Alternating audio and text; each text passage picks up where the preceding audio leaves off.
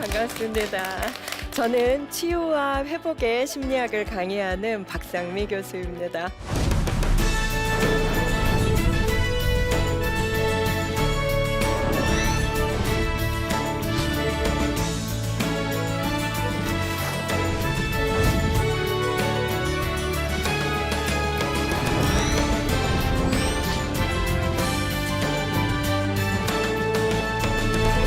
저는 오랫동안 심리 상담을 하고 또 심리 상담 교육을 하면서 가장 많이 받는 질문이 뭐냐면 어떻게 하면 고난을 이겨낼 수 있을까요? 라는 질문이었어요. 자, 여기서 중요한 건 이겨내다라는 단어에 방점이 있는 것 같습니다.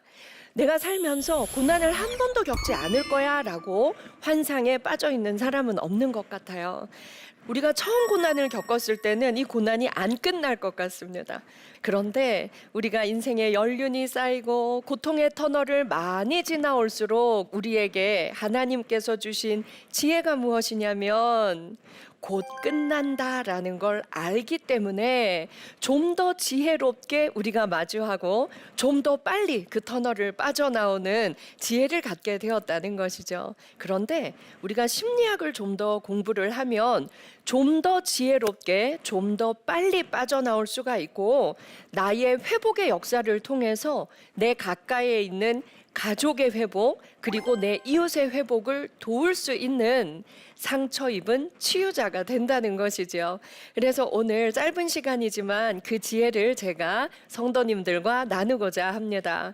우리의 몸의 통증도 굉장히 아프지만 사실 육체의 통증보다 더 아픈 것은 심리적인 통증입니다. 겪어봐서 아시죠? 제가 얼마 전에 그 크리스천 부모 교육을 했는데 다이어트에 대한 질문이 저에게 들어왔어요.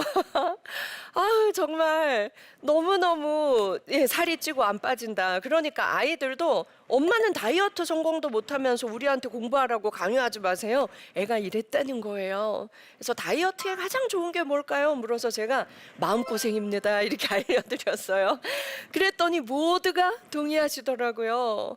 우리가 어떤 노력을 해도 안 빠지던 살이 정말 마음고생이 심할 때는 살이 쭉쭉 빠지는 경험을 아마 해보셨을 겁니다. 그 정도로 심리적 고통은 너무나 엄청난 고통이고 우리의 몸의 건강까지 굉장히 무너뜨리는 아픈 고통이라는 걸 알 수 있어요. 특히 착한 사람들이 그래요. 거절 잘 못하고 마음이 착한 사람들일수록 어때요? 유독 상처 많이 받아요. 그리고 혼자 끙끙 앓아요. 그리고 화병에 걸리기도 하고 우울증에 빠지기도 하고 그렇지요. 그러면 나는 왜 끊임없이 상처받을까? 나에게 한번 물어봐야 돼요. 나는 왜 끊임없이 상처받을까? 그건 바로 감정에 예민한 사람이기 때문입니다. 감정에 예민하다는 것이 단점일까요? 그렇지 않습니다. 감정이 유난히 섬세한 사람은 상처도 많이 받지만 타인의 마음에 공감도 잘해요. 이러면 저 사람 마음이 아플 텐데. 저 사람 되게 괴롭겠다. 섭섭했겠다. 하지만 자꾸 상처를 많이 받다 보면 우울이 올 수도 있고 인간관계가 두려워질 수도 있습니다. 그래서 상처 잘 받는 내 마음을 치유하고 회복시키는 노력은 나 스스로 할 필요가 있습니다. 그리고 부모가 유독 관계에서 상처를 많이 받는 성향을 갖고 있다면 아이들이 그걸 보고 배워요. 내 아이가 상처 많이 받고 밖에서 관계를 두려워하고 그러길 바라는 부모님은 아무도 안 계시지요. 그렇다면 내 마음 근육을 튼튼히 해서 내 아이들은 나보다도 더 건강한 마음을 가질 수 있게 우리가 도와줄 수 있다면 좋은 부모가 될 수 있을 겁니다. 자, 그렇다면 여러분, 내 감정이 왜 예민할까? 왜 예민해서 자꾸 상처받을까도 한번 생각을 해봐야 합니다. 자, 여러분. 손등을 한번 이렇게 펼쳐 보시겠어요? 요즘 어느 장소에 가든 알코올로 소독하죠. 제가 성도님들을 뵌 순간에 코로나 우리 조심해야죠. 알코올 스프레이를 막 손바닥에 뿌려드렸어요. 그리고 손등에도 막 뿌려드렸어요. 어떤 마음이 드세요? 고마울 거예요. 내 건강을 걱정해 주네. 그런데 한번 상황을 바꿔볼게요. 화상을 입었어요, 손에. 뜨거운 물에 손을 대어서 손등도 다 까지고 손바닥도 다 까졌어요. 그런데 제가 가서 코로나 때문에 우리 위생에 신경 써야 돼요. 알코올 스프레이를 막 뿌려드렸어요. 어떤 느낌이 들어요? 너무 아파요. 쓰라려 죽을 것 같이 아플 거예요. 고통스러울 거예요. 그러면 제가 한 행동이 어떻게 느껴질까요? 너무나 나쁜 사람, 나에게 고통을 준 사람, 무례한 사람, 이렇게 느껴질 거예요. 자, 여러분, 제가 한 행동은 똑같았습니다. 그리고 제가 한 행동은 선의의 행동이었어요. 그런데 나의 손이 건강하냐, 또는 나에게 이미 가진 상처가 많냐에 따라서 어때요?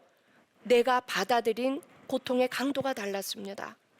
고마울 수도 있는 행동이 어마어마하게 큰 고통으로 다가오면서 아마도 제가 굉장한 폭력의 가해자로 느껴질 수도 있을 거예요. 이렇듯 내가 관계에서 어떤 상처를 받았을 때는 우리가 잠깐 멈추고 생각해야 돼요. 아, 이게 저 사람이 정말 나빠서 내가 상처받은 걸까? 내가 이미 가지고 있는 상처가 많아서 통증을 심하게 느낀 걸까? 우리가 판단할 수 있어야 한다는 거죠. 이렇게 우리가 느끼는 심리적 통증도 내가 이미 가지고 있는 상처와 고통에 비례하는 겁니다. 아무것도 아닌 말 한마디에 큰 상처를 받아본 경험이 있나요? 그렇다면 내가 이미 가지고 있는 마음의 통증이 너무 강해서 타인들을 자꾸 가해자의 의자에 앉혀 놓을 수도 있다는 거죠. 타인들을 모두 나에게 상처 주는 사람, 나쁜 사람으로 내가 잘못 인식할 수도 있다는 것입니다. 자, 여러분 질문할 거예요. 어떤 기억이 더 오래 갈까요? 긍정적 경험이 우리 뇌에 더 오래 남을까요? 부정적 경험이 우리 뇌에 더 오래 남을까요? 정답입니다. 네. 경험에서 지금 나온 대답이실 거예요. 자, 우리의 뇌는요, 긍정적이고 행복했던 기억은요, 빨리 잊어버려요. 그런데 나에게 굴욕을 준 사람, 그리고 나에게 너무 마음 아픈 말을 했던 사람, 특히 유년 시절에 부모로부터 받은 심리적 상처, 결혼 후에는 배우자로, 그리고 상대의 가족들로 인해서 얻은 상처, 이런 부정적인 감정의 아픔은 3배, 4배 강하게 받아들인다는 거예요. 그리고 그 기억이 3배, 4배 더 오래 지속된다는 것입니다. 자, 그러면 우리가 쉽게 답을 얻을 수 있어요. 어린아이들은 우울증이 잘 없어요. 마냥 즐거워요. 왜냐하면 인생이 짧아서 부정적 경험이 아직 많지 않아요. 그런데 우리가 나이 들수록 어때요? 당연히 상처 많이 받고 부정적 경험도 많고 실패의 경험도 많을 거예요. 그렇기 때문에 연세가 높아지실수록 우리 부모님들이 자식들한테 고마워, 행복해를 많이 하세요? 섭섭해, 섭섭해를 많이 하세요? 섭섭해. 그러면 여러분, 우리 뇌가요, 아주 기쁨을 느끼고 행복을 느낄 때가 있어요. 사랑을 받을 때 옥시토신이라는 호르몬이 뇌에서 막 분비가 됩니다. 그런데 나이 들수록 옥시토신이 잘 나올까요? 안 나올까요? 잘 안 나와요. 사랑을 줘야 될 일은 많은데 사랑 받을 일이 잘 없어요. 그리고 특히 부모라는 위치에 놓여지면 정말 줄 일만 많지 받을 일이 많지 않아요. 그런데요, 이 사랑의 호르몬 옥시토신이 사랑을 받을 때만 나오는 게 아니라 이것을 할 때 옥시토신은 더 많이 나옵니다. 땡땡을 할 때. 이 땡땡의 정답은 무엇일까요? 정답이에요. 정답이에요. 감사할 때. 범사에 감사할 때, 작은 것에 감사할 때, 감사를 느낄 수 없을 때는 찾아 나서야 돼요. 뭐에 감사할까? 뭐에 감사할까? 네, 아침에 눈 뜨면 바로 할 수 있는 감사가 있어요. 100%. 아, 오늘도 살아있음에 감사합니다. 아, 오늘도 눈 뜨게 하심에 감사합니다. 그리고 물 한 잔 마시면서 아침에 마실 물이 있음에 감사합니다. 네. 그렇게 감사를 찾기 시작하면 감사는 하루 종일 끝도 없이 찾을 수가 있어요. 사랑의 호르몬 옥시토신은 그럴 때도 많이 나온다는 거죠. 그래서요, 우리가 사람들이 이런 말을 많이 하는 걸 들어봤을 거예요. 웃을 일이 있어야 웃지. 웃을 일이 있어야 웃지. 감사할 일이 있어야 하지. 좋은 일이 있어야 표정이 좋지. 이런 말들을 많이 합니다. 그런데요, 그 사람의 뇌는 이미 부정에 기울어져 있는 거예요. 아유, 나에겐 좋은 일이 안 생겨. 감사할 일이 없어. 웃을 일이 없어. 우리가 가만히 있으면 그 일들은 찾아오지 않아요. 나이 들수록 그걸 발견하는 능력은 돼야 돼요. 아침부터 눈 떠서부터 하루 종일 찾아야 하는 겁니다. 그럴 때 우리 뇌는 부정적 경험보다 긍정적 경험을 더 많이 저장하게 된다는 거죠. 여러분, 고난이 닥쳤을 때, 하나님께서 이번 이 고난을 통해서 나를 어떻게 단련시켜서 순금같이 강한 마음을 주실까? 어디에 쓰시려고 이 고난을 주실까? 이런 반응은 긍정적인 뇌를 가진 사람들이 이렇게 반응할 수 있습니다. 그래서 우리는 긍정 연습을 해야 되고 평소에 긍정적인 습관을 몸에 익히는 것이 중요하다는 것입니다. 그래서 여러분, 부정적인 사고방식이 뭐라고요? 습관이라고요. 그렇기 때문에 우리는 바꿀 수 있습니다. 매사에 긍정적인 생각을 하려고 노력하면 행복을 창조하는 기억 세포가 만들어진다는 겁니다. 자, 우리 뇌세포도 우리가 노력하면 만들 수 있다는 것 굉장히 어때요? 희망적인 일입니다. 자, 우리 뇌는요, 부정적인 감정을 몇 배 강하게 흡수한다고요? 1.4배. 네. 그래서 내가 누구한테 기분이 좀 상했어요. 그럼 이건 있는 그대로 100%가 아니라 내가 어때요? 1.4배 강하게 받아들인 것입니다. 네. 그래서 우리는 내가 안 좋은 감정을 느꼈을 때도 이거 내가 좀 오버해서 느꼈을 수 있어. 이렇게 생각하는 힘도 있어야 하고요. 타인에게는 그 감정을 자극하지 않으려고 노력하는 배려심도 있어야 되겠죠. 상처 많은 부모가 자녀들에게 상처를 많이 대물림한다는 걸 알고 계십니까? 상처가 치유되지 않은 상태로 내가 결혼을 하고 그리고 부모가 되면 나도 모르는 사이에 내 배우자에게, 내 자녀에게 그 상처의 전염성을 퍼뜨리고 있을 수도 있다는 겁니다. 그래서 사랑을 많이 받지 못하고 자란 부모들이 자녀에게 사랑을 표현하는데 좀 미숙했어요. 그리고 칭찬을 많이 들어보지 못하고 자란 부모들이 자녀에게 칭찬을 하는데 좀 낯설어하고 인색해했어요. 그래서 그런 것들도 나의 상처였구나. 그럼 내가 회복하고 내가 내 자녀에게 더 많은 사랑과 더 많은 칭찬을 주려면 내가 행복하고 즐거운 사람이 되어야겠구나. 그런 마음을 가질 때 상처를 회복하는 치유가 시작이 됩니다. 자, 이 그림을 한번 보세요. 마음속에 울고 있는 내면 아이를 만나야 합니다. 중간 그림 먼저 볼까요? 자, 어른의 몸입니다. 약간 기울어져 있어요. 힘이 좀 빠져 보이네요. 저 사람 속에 무엇이 들어있나요? 어린아이가 그대로 살고 있네요. 이 어린아이 어때요? 기분이 좋아 보여요? 우울하고 힘이 빠져 보여요. 우리는 어른이 된 후에도 우리의 내면에는 상처받고 슬피 울고 있는 어린아이가 우리 내면에 그대로 있다는 겁니다.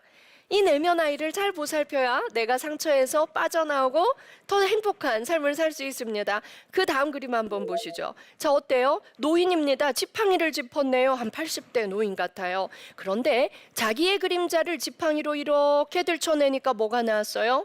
어린아이가 나왔어요.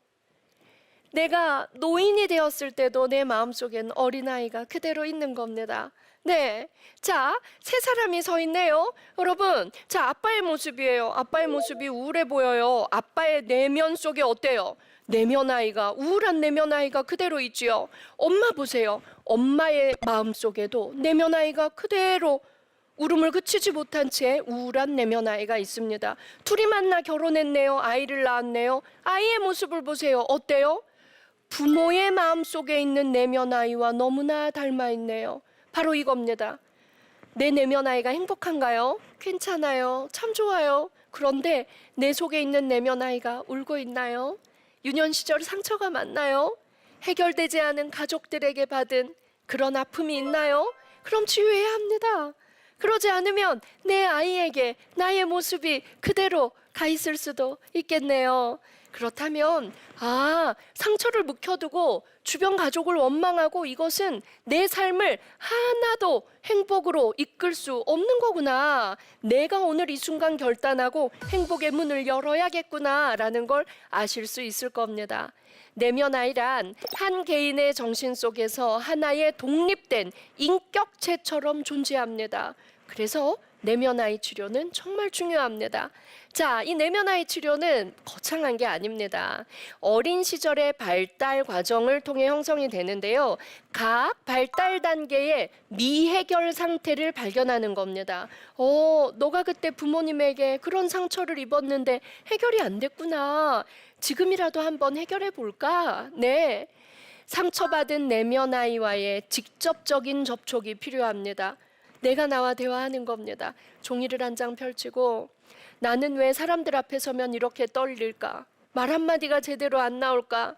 늘 바보같이 얼굴이 빨개질까? 6학년 때 내가 학교에 준비물을 못 가져갔는데 선생님이 앞으로 불러내서 너무 심하게 야단쳤지. 내가 그때 너무 부끄러웠지. 그날부터 사람들 앞에 설 수 없게 되었지. 이런 것들 쓰고 나랑 대화하는 거예요. 상미야, 그때 얼마나 슬펐어? 너 정말 눈물 났을 거야. 내가 지금 생각해도 네가 그런 수모를 겪어도 학교를 계속 다닌 건 너무 대단해. 상미야, 고생했어. 그리고 이렇게 오늘까지 잘 살아온 거 내가 너를 칭찬할게. 내가 나의 내면 아이를 끌어안는 방법입니다. 충분히 가능하다는 거죠. 그래서 우리가 고난을 이겨내는 마음은 이런 단계를 거쳐서 더 단단하게 만들 수 있는 겁니다. 부모의 인생에 내 인생을 겹치지 마세요 라고 제가 써놓았는데요. 우리 어르신들이 이런 말씀 하는 거, 우리 엄마들이 이런 말 하는 거 들어본 분들이 계실 거예요. 아유, 그래, 내가 부모 복도 없는데 자식 복이 있겠어? 아유, 내가 부모 복도 없는데 남편 복이 있겠어? 이런 말씀들 들어보셨죠? 이게 바로 부모의 인생에 내 인생을 겹치는 것입니다. 이게 바로 부모의 상처를 끌어당겨서 나의 오늘을 망치고 내 자녀들에게도 3대에 걸쳐서 불행을 대물림하는 겁니다. 원하십니까? 저는 원한다는 사람을 한 명도 보지 못했습니다. 내가 내 부모에게서 받은 상처, 내 자녀에게 반드시 대물림해 주겠어. 손 들어 보실까요? 저는 한 명도 보지 못했습니다. 그럼 우리가 오늘부터 연습하면 됩니다. 자, 그래서 여러분, 잊혀지지 않는 어떤 어린 시절의 상처가 있나요? 그리고 부모님은 어떤 부정적 감정을 나에게 어떻게 표현하셨었나요? 이런 거 떠올려 봅니다. 그리고 내 부모가 싸웠던 방식대로 내가 상대와 싸우고 있는 건 아닌지 한번 떠올려 보는 겁니다. 제가 부부 상담, 부부 치료를 해보면 부부싸움 패턴을 가지고 저희가 많은 대화를 합니다. 그때 제일 많이 듣는 말이 뭔지 아세요? 저는 우리 부모님보다 많이 배웠고, 그리고 나는 신앙생활도 열심히 하고 교양 있는 사람이니까 안 그럴 줄 알았는데 너무 놀랍게도요, 부부싸움만 하면요, 옛날에 우리 엄마가 아빠한테 했던 그런 말과 행동을 제가 하고 있더라고요. 남자들도 마찬가지예요. 저희 아버지는 학력도 짧으시지만 저는 대학 교수고요. 그리고 사회적 지위도 있는데요. 부부싸움만 하면 예전에 저희 아버지가 엄마한테 했던 행동을 제가 하고 있더라고요. 이런 고백들을 하십니다. 바로 이거예요.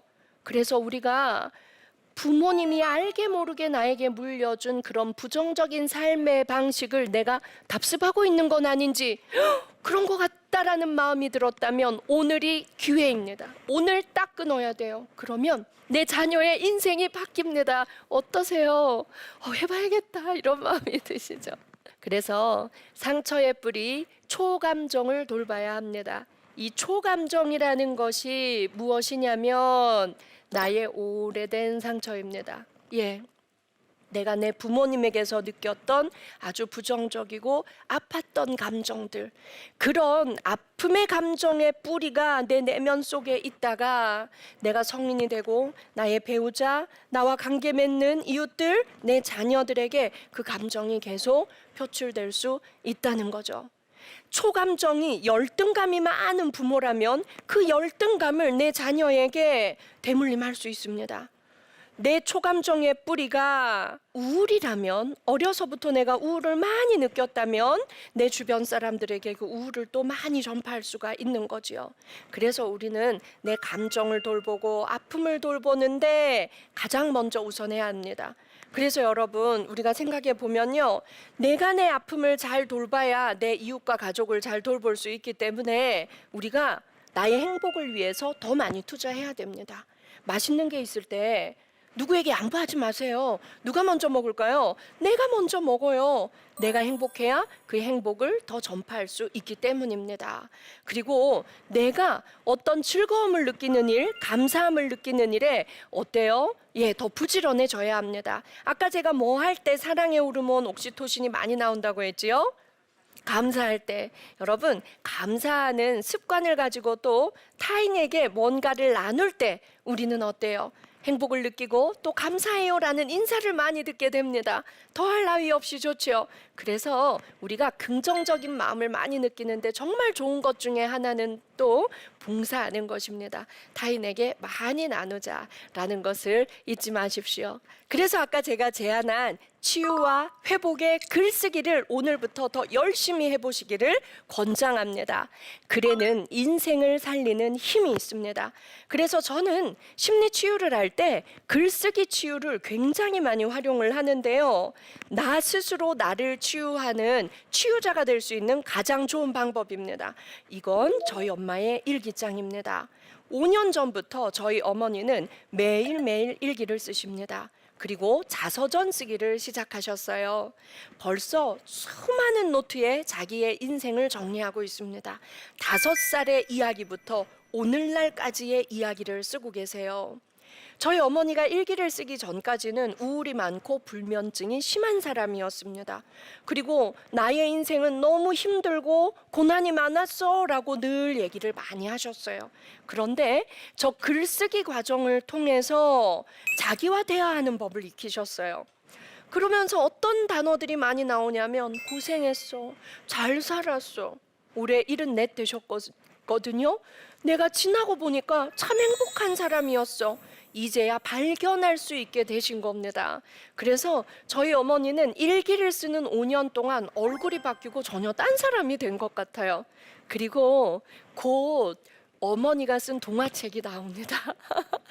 봄소풍과 보리개떡이라는 어린 시절에 소풍날 겪었던 아픔을 어머니가 일기장에 썼는데 제가 발견하고 너무 감동을 받았어요. 한편의 아름다운 상처 치유 동화더라고요. 그래서 저희 어머니는 69세에 일기를 쓰면서 시작된 일이 74세에 동화 작가로 데뷔하는 밑거름이 된 겁니다. 나의 상처가 동화가 될 수 있고 책이 될 수 있다는 기적을 경험하신 거죠. 그래서 저는 어르신들께 일기장을 선물하자라는 말을 굉장히 많이 합니다. 내가 겪어온 고난이 나의 인생에 감사의 소재가 되었고 내 인생은 행복한 인생이었구나 뒤늦게 깨닫게 되는 계기가 되는 것 같습니다.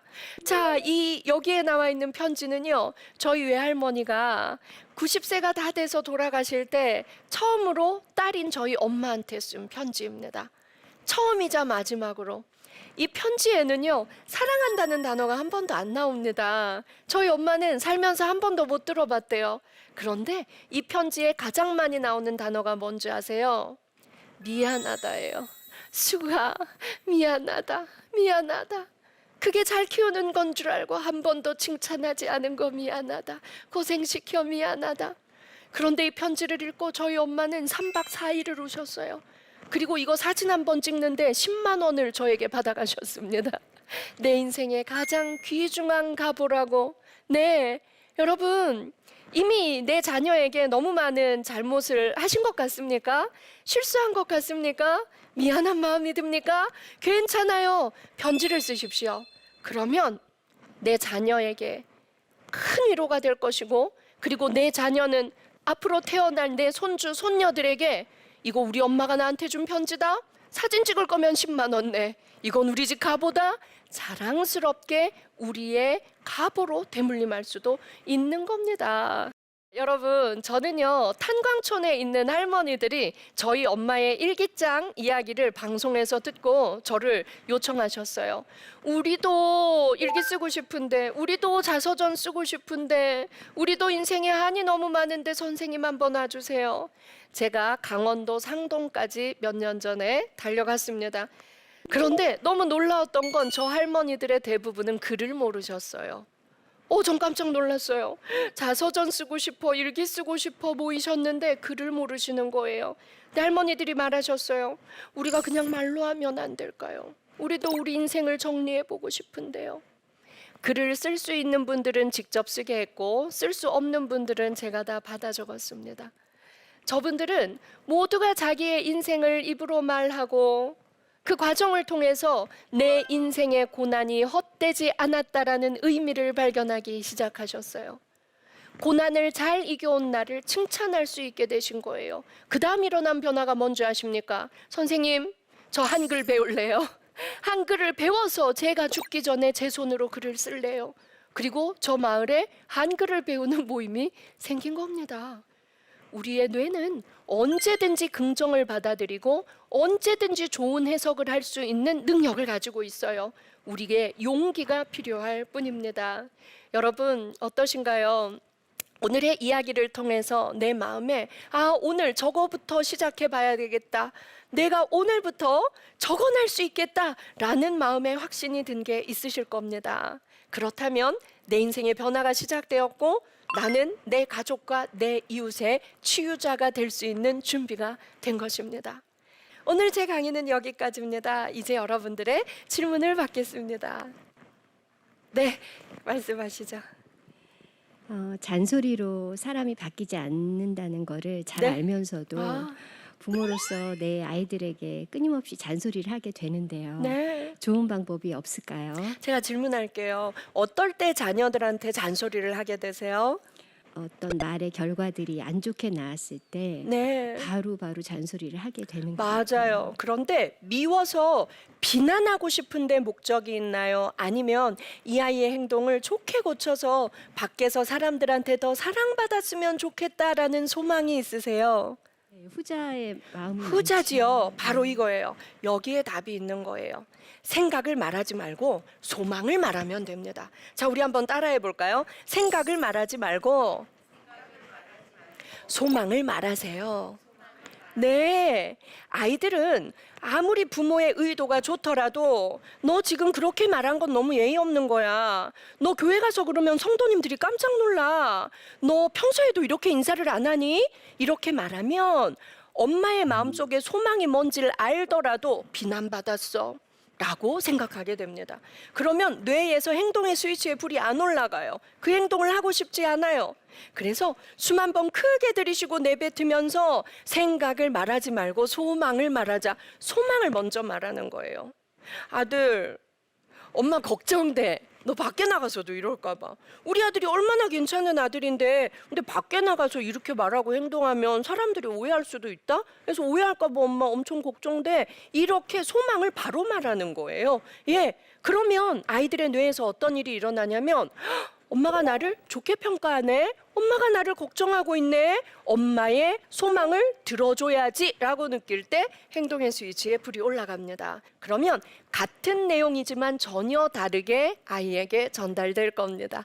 전자는 잔소리고 후자는 응원으로 받아들일 수도 있다는 거죠. 그렇게 한번 연습해 보시기 바랍니다. 네, 고난을 견뎌내는 마음의 힘 키우기 위한 여러 가지 연습을 오늘 한번 함께 해보았습니다. 오늘 바로 이 순간부터 바로 실천하면서 내 마음의 힘을 키우는 여러분들이 되시길 바랍니다. 잘 들어주셔서 감사합니다.